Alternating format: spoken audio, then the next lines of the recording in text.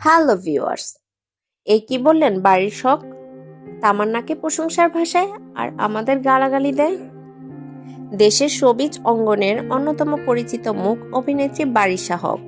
অভিনয় ছাড়াও মডেলিং, উপস্থাপনা সহ বিভিন্ন ব্র্যান্ড প্রমোটিং এর সঙ্গেও যুক্ত থাকেন তিনি। কিন্তু নানা কারণে এই মডেল বিভিন্নভাবে চর্চায় এসেছেন। তার মধ্যে রয়েছে তার শারীরিক স্থূলতা। একটা সময় অনেকটাই স্লিম ফিগারে ছিলেন বারিশা হক। এক পর্যায়ে তার স্বাস্থ্য বেড়ে গেলে তা নিয়ে শুরু হয় নানান চর্চা। যদিও পেশাগত বিবেচনা থেকে নিজের রূপ লাবণ্যকে পুঁজি করেছেন বারিশা, তাই তো মুটিয়ে গেলেও চেহারা ধরে রাখতে নিজের মতো করে ফিট থাকার চেষ্টা করেছেন। আবার নিজেকে খানিকটা আকর্ষণীয় করতে বোটক্সের মতো প্লাস্টিক সার্জারিও করেছেন। কিন্তু এতেও চর্চা থামেননি। সামাজিক মাধ্যমে বারিশা হককে চোখে পড়লেই নানা মন্তব্য ছুটতে থাকেন নেটিজেনরা। তারা থেমে থাকেন না বারিশা হকের স্থূলতা নিয়ে। বরাবরের মতো এই মডেলকে নিয়ে একই আলোচনায় আটকে থাকেন তারা।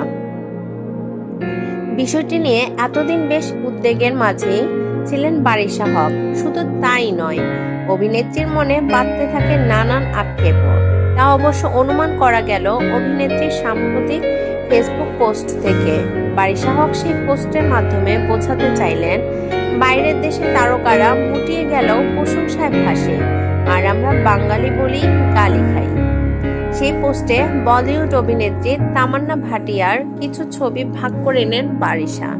সেখানে এই মডেল লেখেন, তামান্না ভাটিয়া আন্তর্জাতিক মানের তারকা, যিনি আমারও আপনাদেরও প্রিয়, বাংলাদেশের মেয়েদেরও খুব প্রিয়।